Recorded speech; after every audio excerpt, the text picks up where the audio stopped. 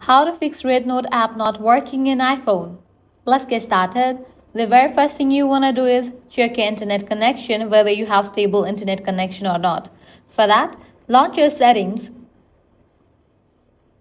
Click on the option Wi-Fi. Click on the Wi-Fi network you are connected to. Forgo this network, give a fresh restart to your router and rezone it.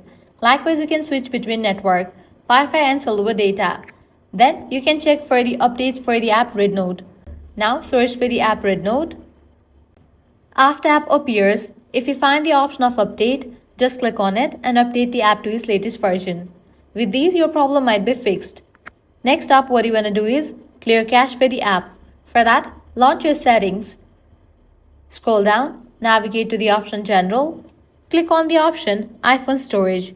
From the list of the apps, find Rednote, open it, click on Offload app, click on Offload app. Offloading app clears cache for the app, then click on Reinstall app. If this solution doesn't work for you, as a last resort, what you have to do is completely delete Rednote app from your device and reinstall it. For that, press and hold on the app, select the option Remove app, click on Delete app and click on Delete. Once you delete the app, launch your app store, search for the app Rednote. Once app appears, install it. With these, your Rednote app should work. So that's a wrap for this video. If this guide was helpful, do not forget to like, share and subscribe to our channel. Thanks for watching.